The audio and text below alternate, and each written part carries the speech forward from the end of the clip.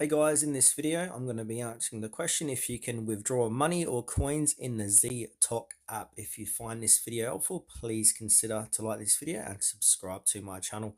In saying that, let's just jump straight into the video.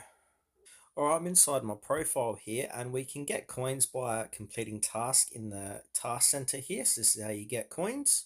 So they got daily rewards here. You've got daily tasks down here. Click go to complete them.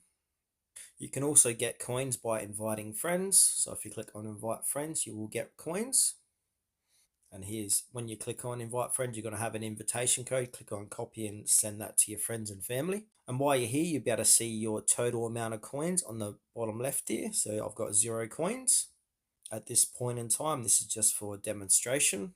And now what I've found and heard online looking at forums and Reddit and all that stuff. If we go to facts and feedback and click on the payment tab, there's no possible way to withdraw any money or coins from this app, unfortunately. So they might release an update down the track, but at this current point in time, in what we are April 2025 now, you cannot withdraw any money.